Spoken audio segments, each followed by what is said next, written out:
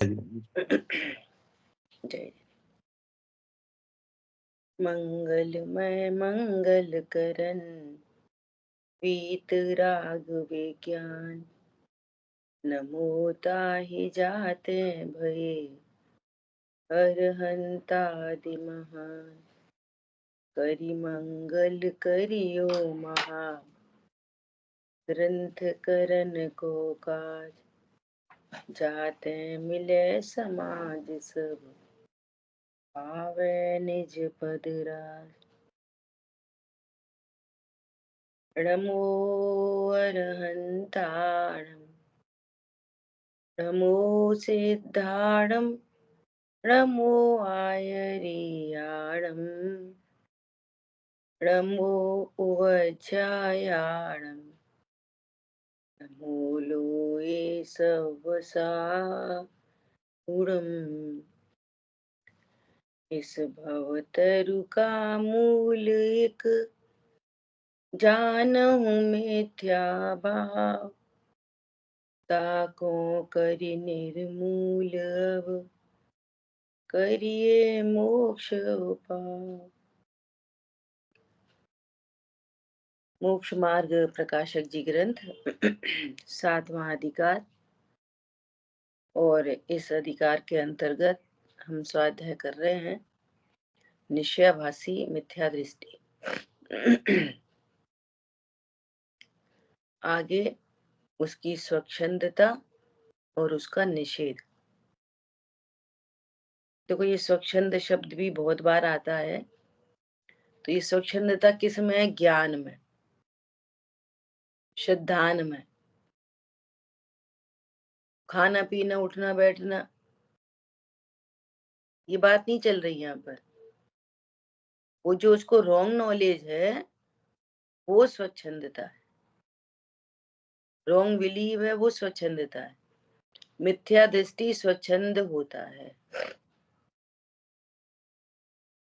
भले व्रत नियम संयम हो रहे हो, पूजा पाठ दया दान हो, वो स्वच्छंद है। ख्याल में आई बात?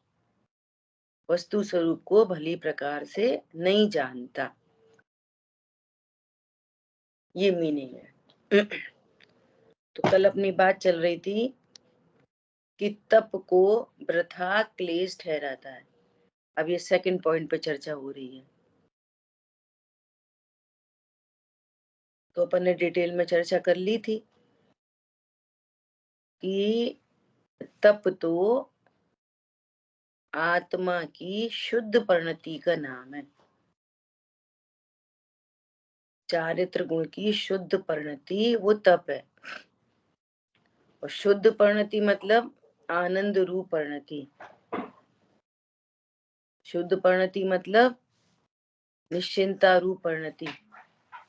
ये है आत्मा की परिणति, उसका नाम तप है। दूसरी परिभाषा, तप से निर्जरा होती है। निर्जरा होती है मतलब आनंद होता है और आनंद की वृद्धि होती है। तो कर्म भी खिर जाते हैं, वो सेकेंडरी है। ऐसा। तीसरी बात क्या हुई थी? इच्छा के निरोध को तप कहते हैं। इच्छा उत्पन्न नहीं होती। और स्वाध्याय परम तप है। ये चारों परिभाषाओं के साथ न्याय होना चाहिए, तब ये वाली बात ख्याल में आएगी। ठीक है। अब देखो नेक्स्ट, यदि तू कहेगा कितने ही सम्यक दृष्टि भी तपस्या नहीं करते।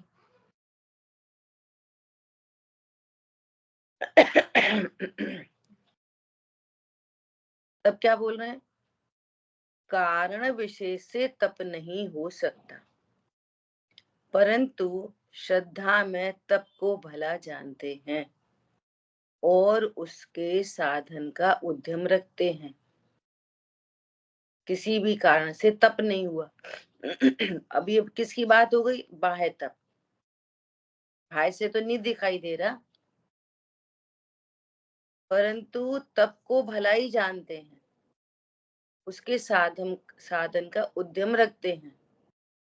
तुझे तो श्रद्धान यह है कि तप करना क्लेश है, तप का तेरे उद्यम नहीं है, इसलिए तुझे सम्यक दृष्टि कैसे हो। तेरा तो तप के बारे में विपरीत निर्णय है, तू तो तप को क्लेश समझता है, तो तेरी तो रॉन्ग नॉलेज ही रॉन्ग है। किसी को देखो, चौथा गुण स्थान वर्ती है, बाहर में अविरति है, अब तप दिखाई नहीं दे रहा, अंतरंग में एक अनंतानुबंधी के अभाव रूप जो धारा चल रही है, वो तप है कि नहीं।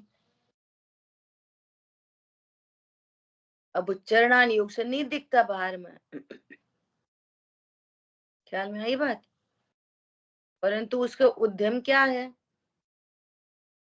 वो क्या चाहता है, वीतरागता की वृद्धि चाहता है। तो तप को क्लेश थोड़ी ठहराता है। ये क्लेश शब्द आया कहाँ से, जब तप आनंद रूप परिणति है, तब निश्चिंता रूप परिणति है, तब से आनंद की वृद्धि होती है, तब से कर्मों की निर्जरा होती है, तब से इच्छाओं का निरोध होता है। तो ये तप के साथ क्लेश शब्द किधर से आ गया। ये जो देह रूप देखता है उसको क्लेश सिद्ध होता है। क्या ख्याल में आई बात। अब उनको तो भोजन की इच्छा का निरोध हुआ, तो भाव उत्पन्न नहीं हो रहा। अब इच्छा मिटी है तो वे तो अंतरंग में सुखी है, उनको तो आनंद वर्त रहा है। वो अंतरंग आनंद पता नहीं है, इसको तो अकेले शरीर की क्रिया दिखाई दे रही है। तो इसको क्या समझ में आ रही है कि ये तो बड़ा ही क्लेश है, भूखे रहो प्यासे रहो। दूसरी गलती कि कोई उसको देख देख कर और भूखा प्यासा रहकर समझ रहा है मुझे तप हो जाएगा, और वो सचमुच में क्लेश सहन कर रहा है। क्यों, अंतरंग आनंद है नहीं, कषायों का अभाव हुआ नहीं है, सच्चा ज्ञान हुआ नहीं है, सच्चा विश्वास हुआ नहीं है। अरे ये बात ख्याल में, तो उसको सही में क्लेश ही लगेगा। अब वो जैसे तैसे काल गंवाएगा, जैसे तैसे पूरा दिन निकालेगा, फिर बोलेगा तो बहुत भूख लग रही थी, जैसे तैसे रात बीती। क्यों, आनंद है ही नहीं, निश्चय तप है ही नहीं। यहां से आया क्लेश। तो देह इन सारी बातों को जो देह दृष्टि से समझेगा तो उसको क्लेश ही लगेगा। और अणुव्रति महाव्रति बाहर से व्रत आदि ओढ़ ले। देखो कल अपन ने चर्चा की थी पूर्वचर व्यवहार की। तो देखो, सम्यक दृष्टि होने के लिए चौथे गुण स्थान के लिए पूर्वचर व्यवहार क्या है, निशंकितता है पूर्वचर व्यवहार। वहां ऐसा है ही नहीं कि तुम पहले ये व्रत करो कि वो व्रत करो। पहले तुम देवशास गुरु, छह द्रव्य सात तत्व और मैं आत्मा हूं, इसमें निशंकता लाओ पहले। देव ऐसे ही होते हैं, गुरु ऐसे ही होते हैं, हमारे शास्त्र ऐसे ही हैं जो अनेकांतमय स्वरूप को बताते हैं। सात तत्वों का हे गे उपादेय स्वरूप ऐसा ही है। मैं त्रिकाली ध्रुव हूँ, परिपूर्ण हूँ। ये निशंकता सम्यक दर्शन को लाएगी। निर्वांशकता हो, अरे मैं भोग भोग नहीं सकता, तो निर्वांशक हो गया और से आनंद नहीं होता। तो चौथे गुण स्थान का पूर्वचर व्यवहार ये है। अब चौथा गुण स्थान वर्ती हुआ, तो पंचम गुण स्थान के लिए पूर्वचर व्यवहार है कि अब तुम अभ्यास करो, अनशन आदि का अभ्यास करो। पहले नहीं कहा अनशन का व्यवहार अभ्यास करो। अब आनंद होगा नहीं और अनशन आदि होंगे तो इसको ऐसा लगेगा कि जैन धर्म बहुत कठिन है, भूखे रहो प्यासे रहो, ऐसा करो ऐसा करो। साइंस समझ में आ रही है? वो पंचम गुण स्थान का पूर्वचर व्यवहार है, चौथे गुण स्थान का पूर्वचर व्यवहार नहीं है। सबसे पहले सम्यक दृष्टि हो, सबसे पहले तत्वों का निशंक निर्णय करो। ख्याल में आई बात? ऐसा पूर्वचर व्यवहार ऐसा होगा। अभी क्या कह रहे हैं?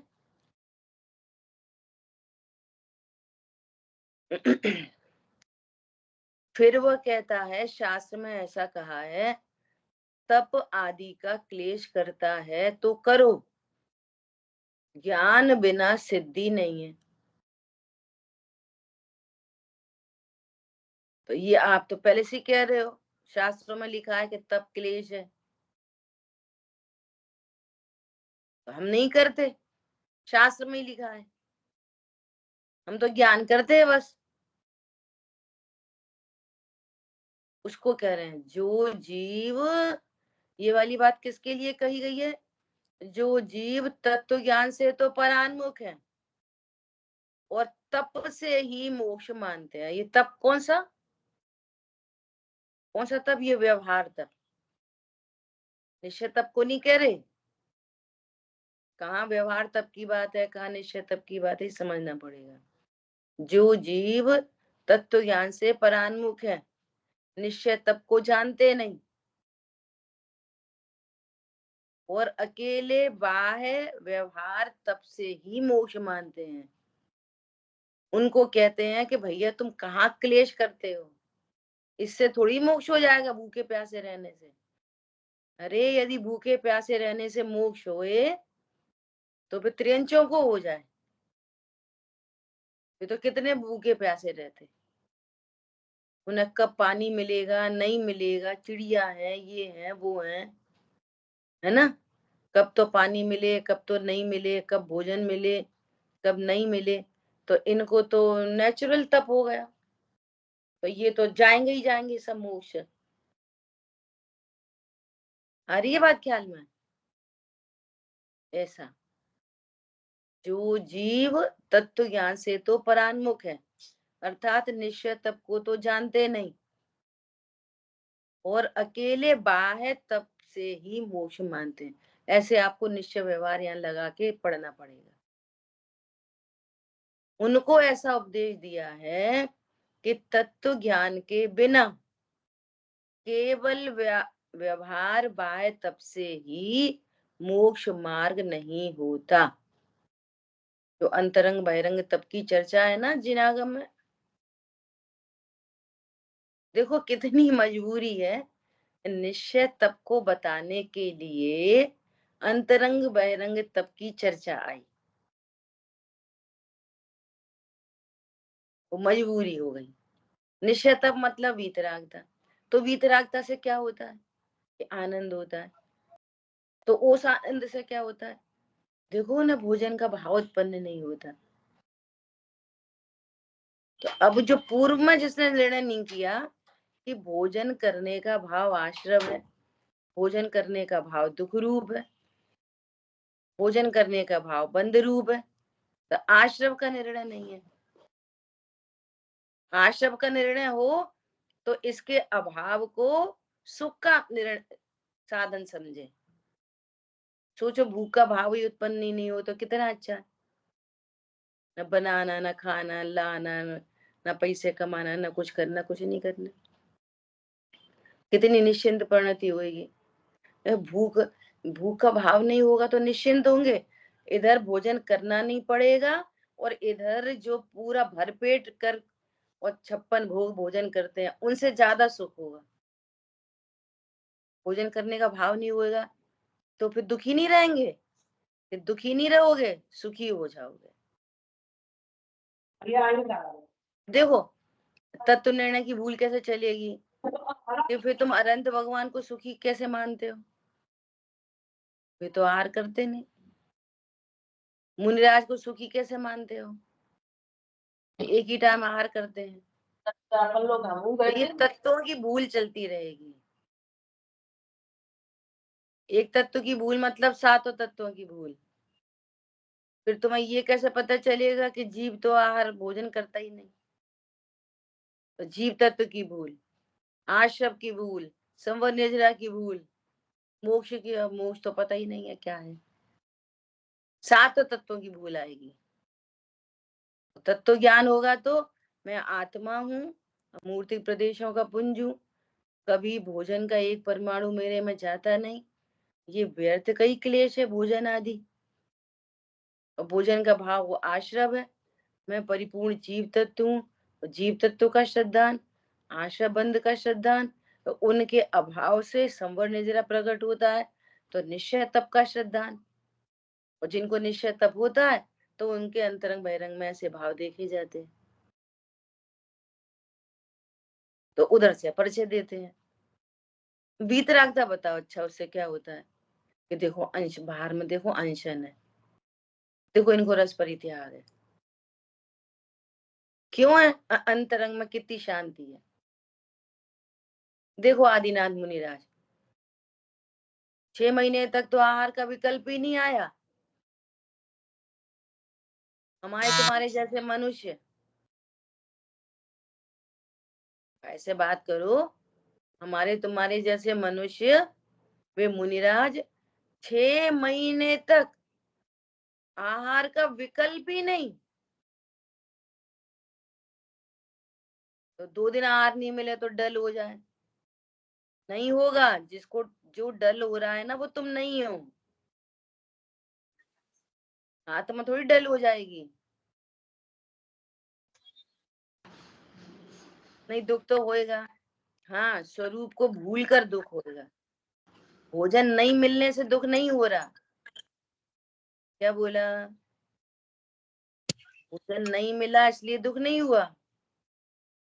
किससे दुख हुआ? स्वभाव को भूला इसलिए दुख है। तो तुम्हारे ज्ञान में मुनिराज सुखी सिद्ध नहीं हुए, फिर नमोकार मंत्र कैसे पढ़ते हो? सुखी आत्माओं को नमस्कार करते हैं ना नमोकार मंत्र में। फिर कोई तो ऐसा कहते हैं कि अनंत भगवान भी आहार करते हैं। ऐसे तत्व की मिसिंग चलती है, ठीक है। तभी क्या कह रहे हैं, तत्व ज्ञान के बिना केवल बाह्य तप से ही मोक्ष मार्ग नहीं होता। तो बाह्य तप बोला क्यों? इसीलिए बोला, निश्चय तप को बताने के लिए बाह्य तप बोला। और बाह्य तप मतलब फॉर्मूला लगाओ, जो स्वयं तप तो नहीं परंतु निश्चय तप का जो सहकारी है, निमित्त है, ऐसा सहकारी जानकर प्रतिपादन करता है, इसलिए उसको व्यवहार से तप संज्ञा मिली है, परंतु वो वास्तव में तप तो नहीं। केला पीला होता ही नहीं, केले के साथ होने से उसको केला संज्ञा मिली है। और जहां अंतरंग वाला केला नहीं हो तो उस पीले केले को क्या बोलते हैं? छिलका, कचरा। तो निश्चय तप के बिना जो बाह्य तप है वो क्या है? छिलका, कचरा। समझ आई बात? ये तो कष्ट हो जाता है फिर, लो कचरा कह दिया, भाव भाषण कराया है। अंतरंग में निश्चय केला हो तो वो उसका सुरक्षा गार्ड है, और निश्चय केला है ही नहीं तो कचरा है, डस्टबिन में फेंक दे। ऐसा भली भांति स्वरूप को समझना। तथा तत्व ज्ञान होने पर राग आदि मिटाने के अर्थ तप करने का तो निषेध है नहीं। क्या बोल रहे हैं? तप का निषेध किस लिए किया था? बाह्य तप का, निश्चय तप का नहीं, कि तुम तत्व ज्ञान करो। कोई ऐसा ऐसा करने से, प्रोषद करने से और ऐसे करने से मंदिर में ही बैठे रहने से कोई मोक्ष मार्गी नहीं होते। तत्व ज्ञान करो, है ना। तो तत्व ज्ञान बताया ऐसा। तो कह रहे हैं कि तुझे तत्व ज्ञान हुआ, तो तत्व ज्ञान होने पर राग आदि मिटाने के अर्थ तप करने का थोड़ी निषेध है। जैसा अभी बोला कि चौथा गुण स्थान का पूर्वचर व्यवहार क्या है? तत्व ज्ञान। और पांचवे गुण स्थान का पूर्वचर व्यवहार क्या है? कि अब ये तुम बाह्य तप पालो। समझ आई बात? पूरी साइंस चाहिए। और कोई तत्व ज्ञान नहीं करे और बाह्य तप पाले तो तुझे मोक्ष मार्ग नहीं होएगा। ऐसा तत्व ज्ञान होने पर, तत्व ज्ञान से पहले नहीं। तत्व ज्ञान होने पर राग आदि मिटाने के अर्थ तप करने का तो निषेध है नहीं। यदि निषेध हो तो गणधर आदि तप किस लिए करें? इसलिए अपनी शक्ति अनुसार तप करना योग्य है। अपनी शक्ति के अनुसार तप करना योग्य है। जैन धर्म बहुत साइंटिफिक है, एकदम डॉट टू डॉट। देखो अब थर्ड पॉइंट आ रहा है। थर्ड पॉइंट क्या आ रहा है? तथा वह व्रतादि को बंधन मानता है, सो स्वच्छंद वृत्ति तो अज्ञान अवस्था में थी ही।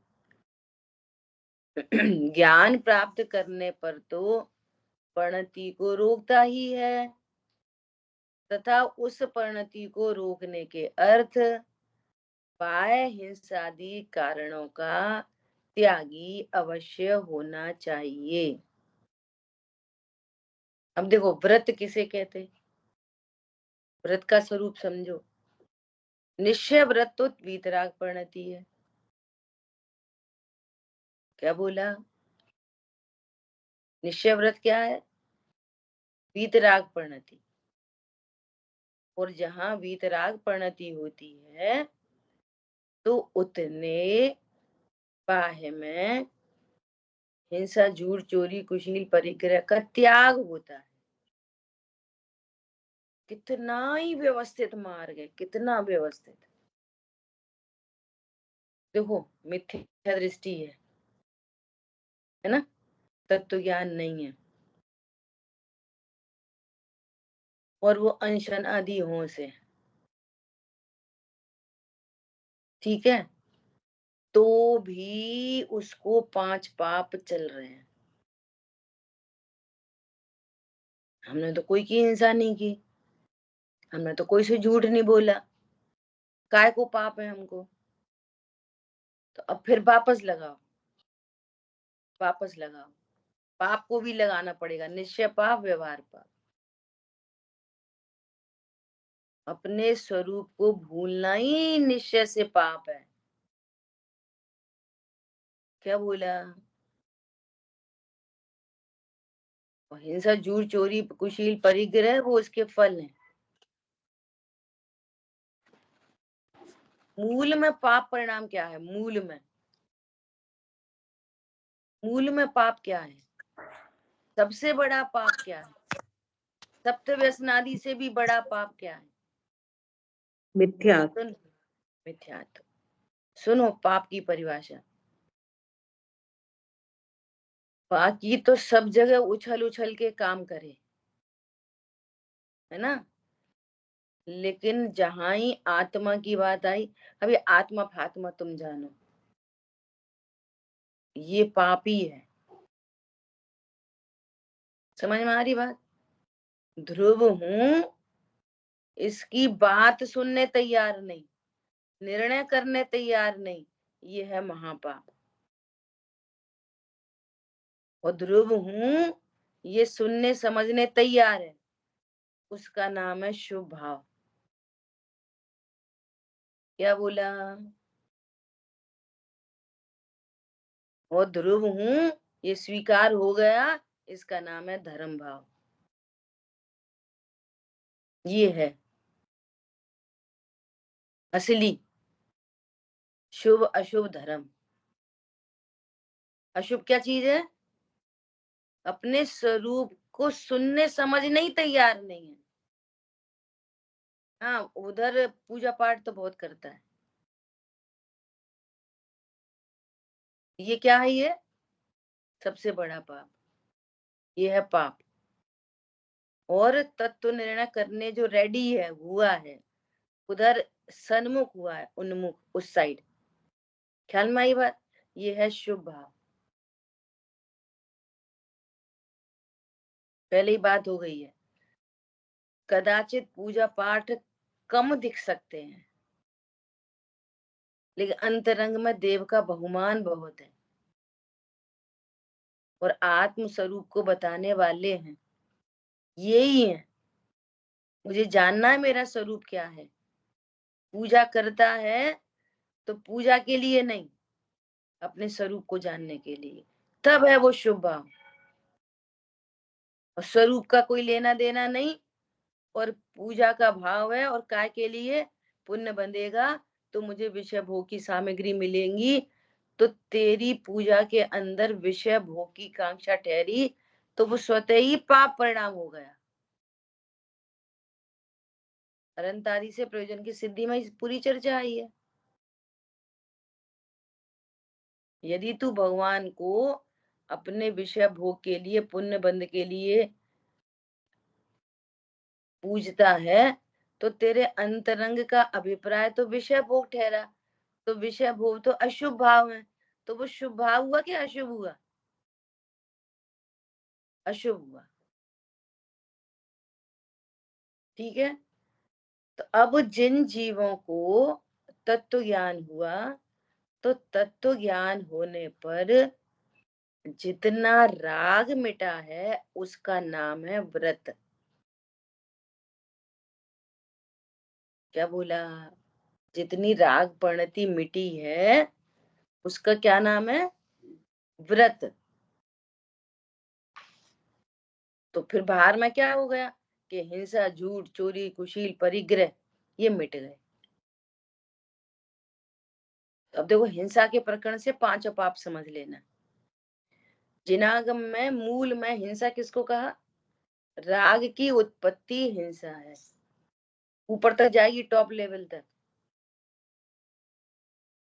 संजुलन कषाय की उत्पत्ति हो रही है, हिंसा है। और अभी द्रव्य संग्रह जी में ये वाली बात आ गई है। क्या बात आई है? कि जिनको हम बाह्य से चरणानियों के अनुसार महाव्रती कहते हैं, वे वास्तव में महाव्रती नहीं, एक देशव्रती है। समझ में आई बात? महाव्रती तो वास्तव में अनंत भगवान है, जिनको सर्व राग का अभाव हुआ है। पहले अपन क्या सुन रखा था? पंचम गुण स्थान व्रती देशव्रती और मुनिराज महाव्रती। तो ये कौन सी शैली है? ये चरणानियों की शैली है।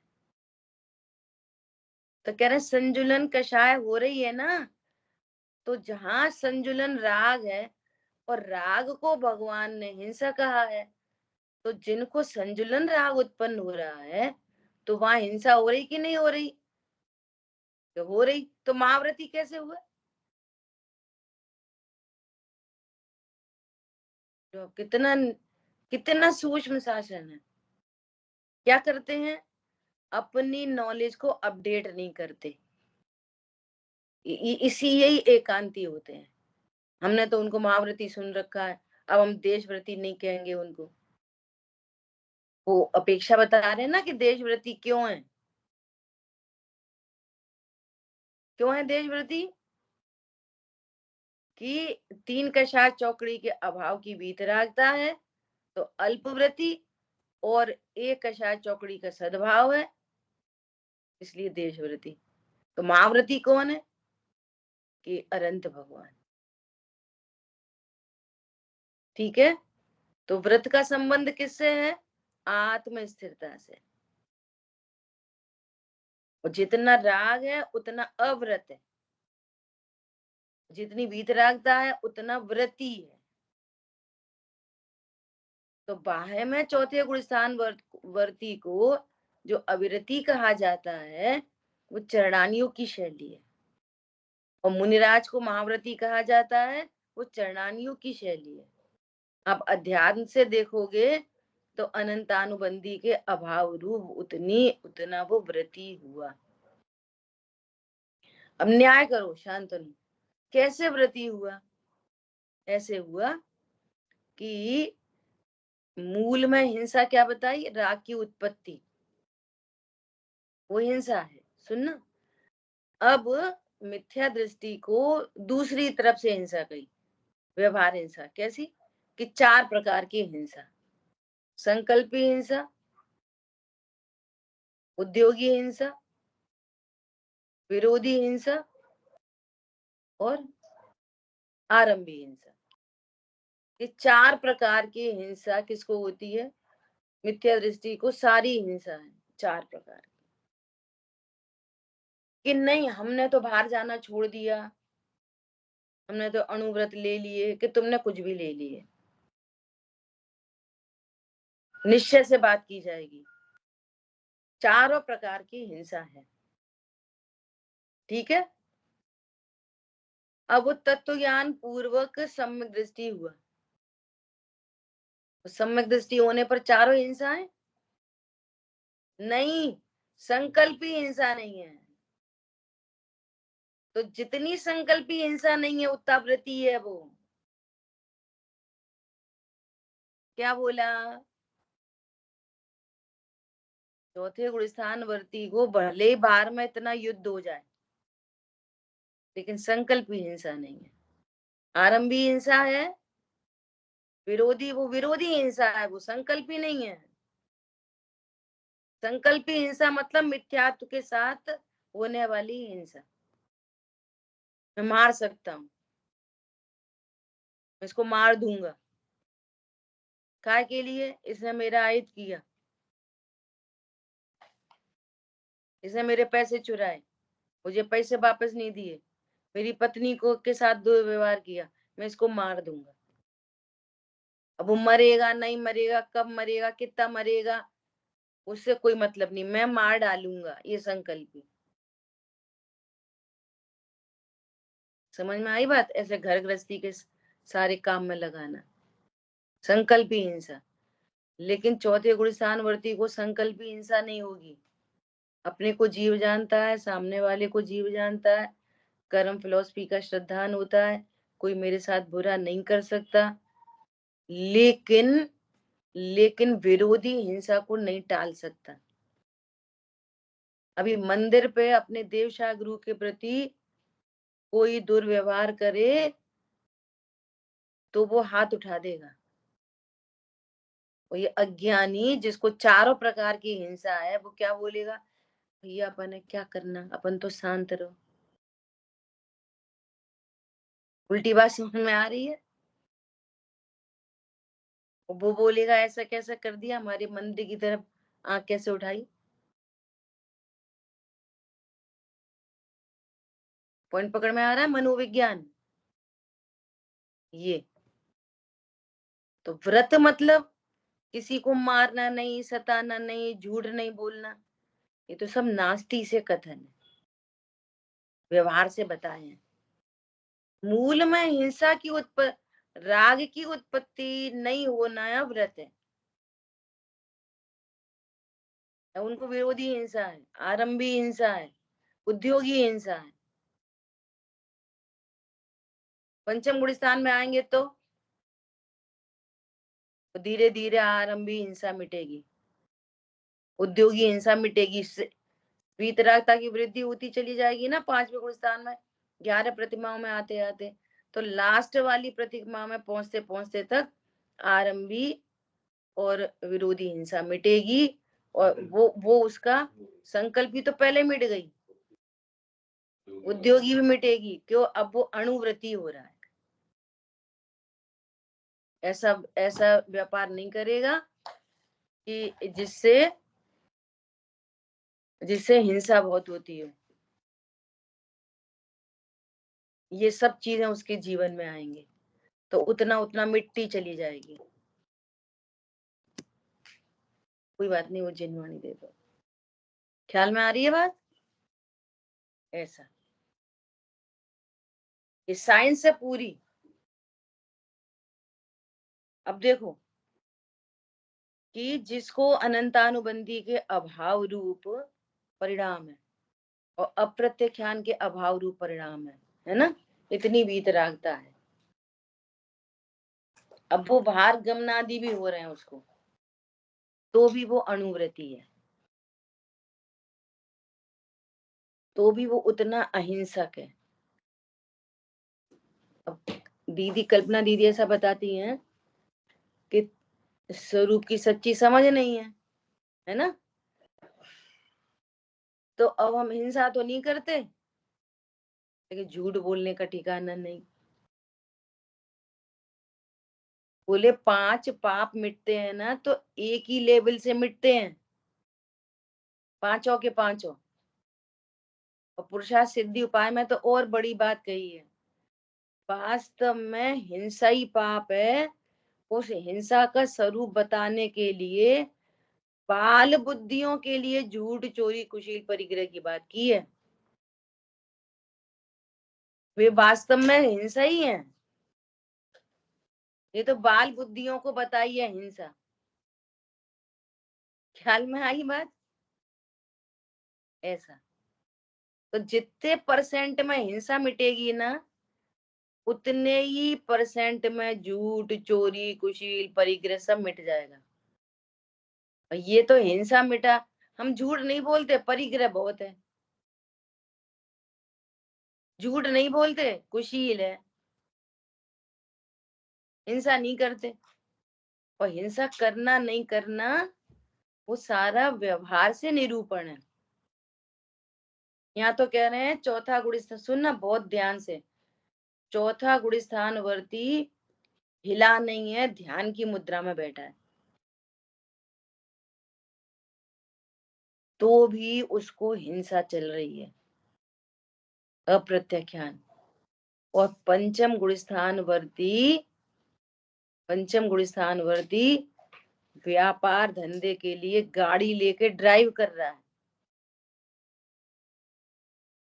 तो भी उसको हिंसा कम है। क्या बोला? गाड़ी ड्राइव हो रही है और साक्षात जीव मर रहे हैं और हिंसा कम है। और चौथा गुण स्थानवर्ती अनुभूति के काल में चल भी नहीं रहा, बोल भी नहीं रहा, किसी की कोई वस्तु उठाई धरी नहीं है, तो भी उसको हिंसा अधिक है। दोनों सम्यक दृष्टि ले लिए ना। और पंचम गुण स्थानवर्ती को हिंसा कम है, उसको असंख्यात गुणी निर्जरा चल रही है। कब? जब गाड़ी चला रहा है तब। तो हम हिंसा झूठ चोरी कुशील परिग्रह की परिभाषाएं बाल बुद्धि से सुनिए ना, बाहर बाहर से, तो उसी को समझते हैं। यहाँ कह रहे हैं स्वरूप लीनता नहीं है तो हिंसा ही है, चाहे भली एक जगह से उठे ही नहीं। सुनो, झूठ ही हम तो कोई से बोले ही नहीं, हमने तो किसी से बोले ही नहीं, और आप कह रहे झूठ बोल रहे। अरे मैंने बोला ही नहीं, तेरा ये अभिप्राय है, यही तो झूठ है।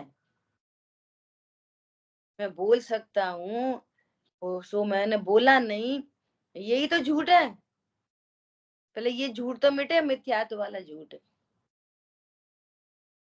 मैं किसी की वस्तु उठा सकता हूँ, धर सकता हूँ, मुझे उस वस्तु से लाभ है। कैसे उठा सकता है बता? किसी की सोने की अंगूठी रखी थी, उसको उठा के बता, उठा सकता कि नहीं उठा सकता? अब अंतरंग पर द्रव्य से मुझे लाभ है, ये पर की वस्तु है और अपनी बनाना चाहता हूँ, ये राग भाव बताने के लिए बाहर से चोरी की परिभाषा बताई है। मूल में तो वो जो राग प्रणति उत्पन्न हो रही है, मिथ्यात्व उत्पन्न हो रहा है, पर से लाभ की बुद्धि है, उसका नाम चोरी है। कौन कहे ये वाली बात है, बताओ? कौन जानता भरी दुनिया में ये बातें? मैं पर को भोग सकता हूँ और मुझे उससे आनंद होता है, ये कुशील है। सोचो। और पर द्रव्यों में मूर्छित हो गया, ये परिग्रह है। तो इसके बैकग्राउंड में सब क्या निकलेगा? एनी राग की उत्पत्ति वो अव्रत है। एनी राग की उत्पत्ति। और मालूम है पंडित साहब ने क्या लिखा है एक पूजन में? सर्व कषाय अब्रह्म जानो। हमने तो ब्रह्मचर्य के नाम से अकेले स्पर्श इंद्री के भोग को हम अब्रह्म समझते, कुशील। वे कह रहे हैं कषाय की उत्पत्ति अब्रह्म है। शुभ भाव की उत्पत्ति भी अब्रह्म है, खुल्लम खुल्ला बोला जाए तो। सर्व कषाय अब्रह्म जानो। अब्रह्म मतलब ब्रह्मचर्य, मतलब ब्रह्म स्वरूप में चर्या, ब्रह्म स्वरूप में चर्या होकर आनंदित होना, उसका नाम ब्रह्मचर्य है। और ब्रह्म स्वरूप का आनंद नहीं है और टेंशन है, इसको भोगूं, इसको भोगूं, इसको खाऊं, इसको चखूं, इसको छू के देखूं, पांचों इंद्री के विषय भोग की भावना अब्रह्म में, अकेले स्पर्शन इंद्री की नहीं। रसगुल्ला खाने की इच्छा अब्रह्म है। आपको बहुत ब्रॉड वे में समझना पड़ेगा जैन धर्म। सुनो, हमने शादी नहीं करी सो हम ब्रह्मचारी, जो खाने की लालसा बहुत है, इसको कौन काउंट करेगा अब्रह्म में? इसमें क्या अब्रह्म हो गया? रसगुल्ला नहीं खाए, बोलो, इसमें काय बात का अब्रह्म होगा? शादी नहीं करी बस। ये व्रती की का स्वरूप समझने के लिए इतनी सब बात समझनी पड़ेगी, तब होते व्रती। अहिंसा, झूठ, चोरी, कुशील, परिग्रह पूरे के पूरे एक ही परसेंटाइल में सब मिटते हैं। और सुनो, और वो उसको अनंतानुबंधी अप्रत्याख्यान का अभाव हो गया है ना। अब उतनी हिंसा नहीं हो रही और किसी को तो बचाया नहीं, और अहिंसा चल रही। इन्हें तो किसी को नहीं बचाया, तो अहिंसा कहाँ हुई? तेरे तू बचाता तो भी हिंसा, और इनने किसी को नहीं बचाया तो भी अहिंसा। बोलो, इसने मौन रखा तो भी झूठ, और ये बोल रहे हैं तो भी सत्य। एक देश सत्य व्रत। इसने कोई की वस्तु नहीं उठाई तो भी चोर, तीन लोग का चोर।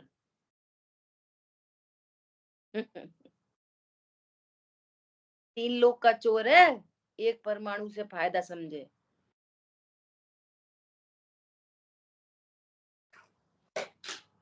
अब देखो उसमें चोरी में भी कैसे सब है कि पर वस्तु को नहीं उठाएंगे, बिना पूछ के नहीं उठाएंगे, फिर कितना उठा लेंगे कि पानी मिट्टी उठा सकते, ले सकते बिना पूछे, झरने का पानी भर सकते बिना पूछे, मिट्टी उठा सकते बिना पूछे, हाथ धोना है, चोरी नहीं कहलाएगी,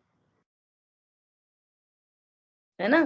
और मुनिराज, झरने का पानी खत्म हो गया कमंडल में, झरने का पानी भर लो, चोरी कहलाएगी। अब देखो कैसा क्रमिक है चीज है।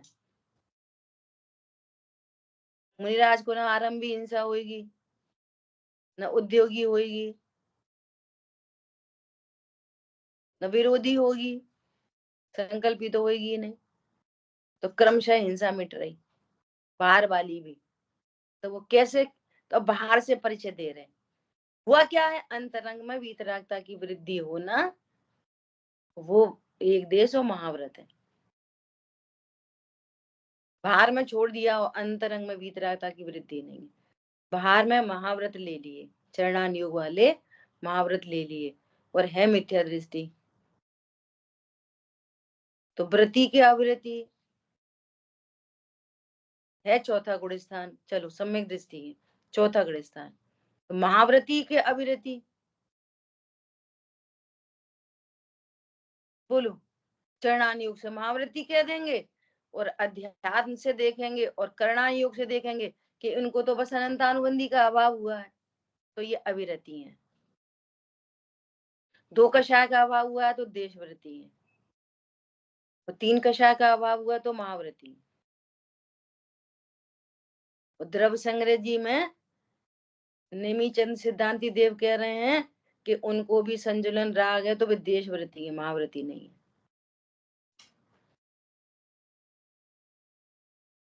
समझ में आया?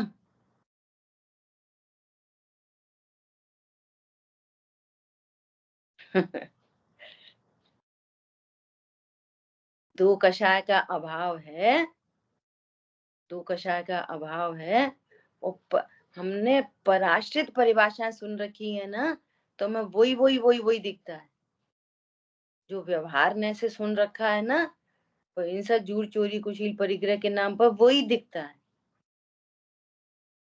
इसलिए स्वाश्रित परिभाषाएं बोलो।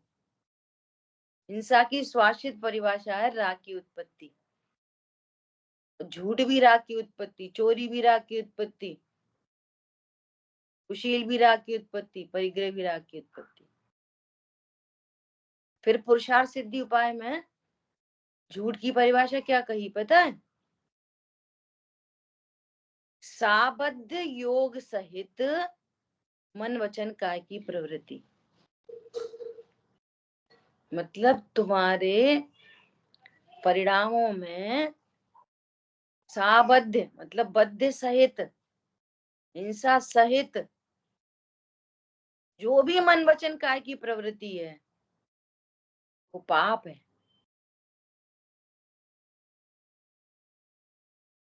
अब काय की प्रवृत्ति कैसी है, ये तो पता नहीं है कि पर से मुझे लाभ नहीं होता, और ऐसे झूठ बोल रहा है कि तुमने वो घड़ी खरीदी, नहीं हमने कुछ नहीं खरीदी, ये साबद्ध वचन है। उसे बहुत बहुत सारा कहा है, पै शून्य वचन, ऐसे वचन, गर्हित वचन, रॉन्ग इंटेंशन के साथ वचन बोले जाते हैं ना, गर्हित, कुछ का कुछ बोल रहे हैं, कुछ उसके भाव अंदर छिपे हैं कुछ, जिसको कमेंट्स बोलते हैं, इनका कमेंट करते हैं ये लोग, कमेंट, गर्हित वचन, पै शून्य वचन, किसी को एकदम हर्ट कर दे बात, तो उधर से पता, ये ऐसा वचन कोई क्यों बोलेगा, ऐसे वचन क्यों आएंगे, दूसरे को दुखी करने के भाव से। जीव नहीं जान रहे, अपने को जीव नहीं जान रहे, पर पदार्थों से लाभ हानि जान रहे हैं, मूल में अपने को ध्रुव नहीं जाना, तो ऐसे अनेक परिणाम होते। उन सबको कैटेगराइज किया है हिंसा झूठ चोरी कुशील परिग्रह में। मूल में तो एनी राग की उत्पत्ति हिंसा, बहुत डिटेल में चर्चा की है वहां पर अणुव्रतों की, पुरुषा सिद्धि उपाय में। ख्याल में आई बात? अब देखो, तथा वो व्रत आदि को बंधन मानता है, सो स्वच्छंद वृत्ति तो अज्ञान अवस्था में ही थी, और तू तो बोल रहा है कि मैं सम्यक दृष्टि हूँ, तो ज्ञान प्राप्त करने पर तो परिणति को रोकता ही है। अभी ज्ञान प्राप्त हो गया तो ऊपर बात कर दी ना, चौथा गुण स्थानवर्ती हुआ, तो वो किसकी तैयारी करेगा, पंचम गुण स्थानवर्ती होने की, तो क्या करेगा, अपने को संयमित करेगा, अपने को क्या करेगा कि नियम लेगा कि नहीं, मैं अब इंडिया के बाहर नहीं जाऊंगा, इंडिया में भी 1000 किलोमीटर के आगे नहीं जाऊंगा, जो भी हो 800 किलोमीटर, वहां जाऊंगा वहां नहीं जाऊंगा। तो धीरे धीरे क्या कर रहा है वो? अब सुनो, जिस अंतरंग में वीतरागता, बाहर में जिस क्षेत्र में नहीं गया, उस क्षेत्र में उसके निमित्त से पांचों पाप नहीं हुए ना, तो ये व्रती हो गया। उस क्षेत्र के लोग ना, उसके निमित्त से हिंसा हुई, गमन आदि नहीं हुए, न किसी से झूठ, न चोरी, न कुशील, न परिग्रह। अब ये क्या करेगा? ये बोलता है मैं हूं तो सम्यक दृष्टि, पर मैं नियम नहीं लूंगा। क्यों नहीं लूंगा? उससे बंधन होएगा। क्या पता जाना पड़े तो,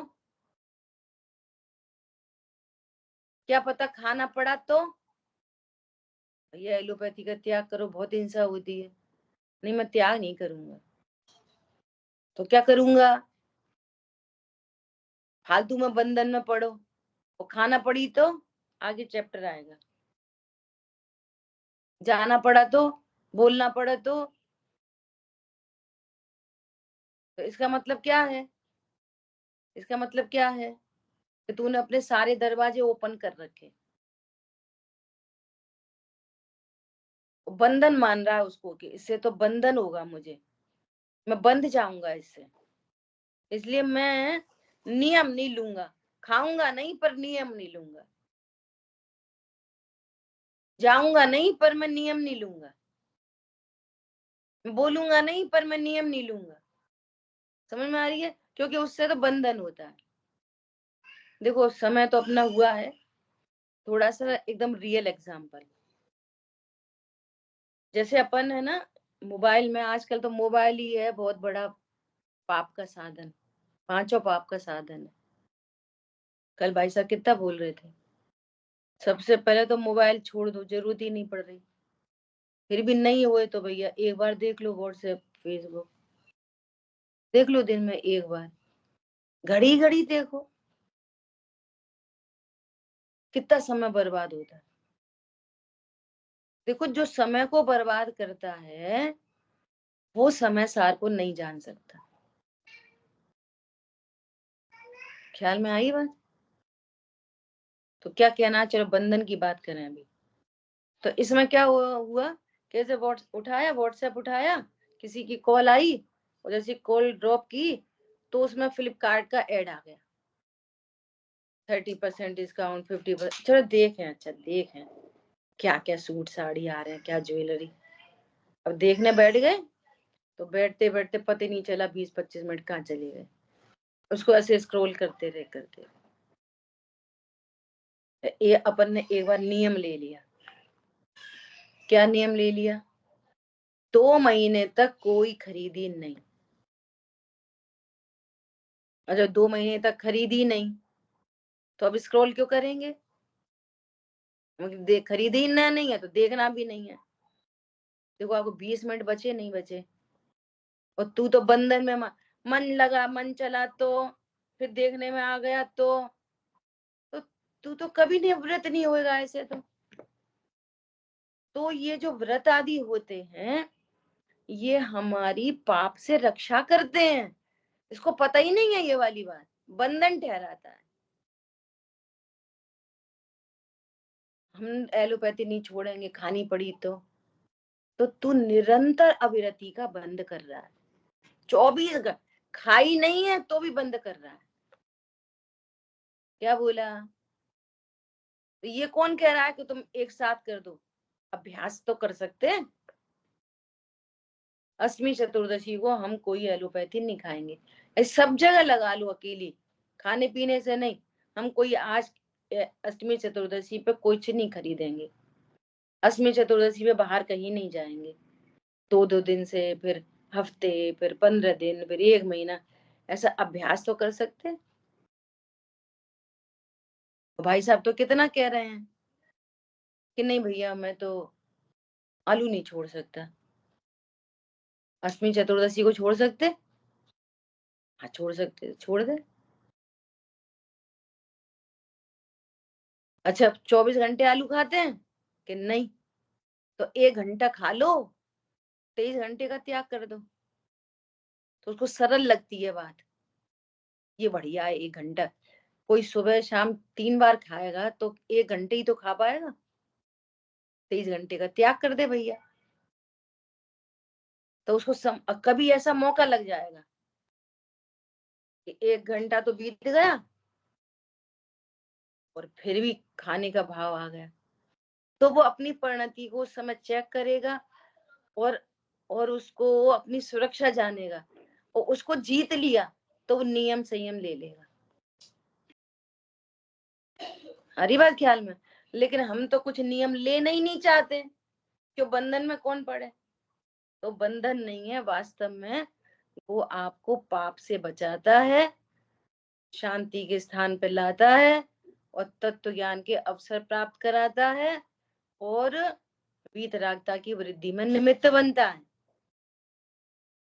क्या बोला?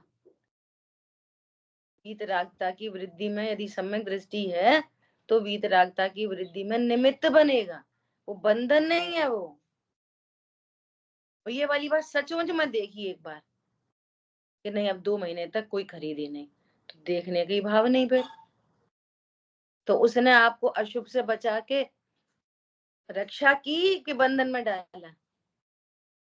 तो मिथ्या दृष्टि तो उल्टी उल्टी बातें करता है हर बात में, है ना? ऐसे समझना। जिन वाणी के ज्ञान से सूझे लोकालोक, वो वाणी मस्तक नम सदा दे तुम धूप। बोलिए द्वाशांग मयी जिनवाणी माता की जय। जय जिनेन्द्र सभी को। जय जिनेन्द्र सभी को। जय जिनेन्द्र। जय जिनेन्द्र।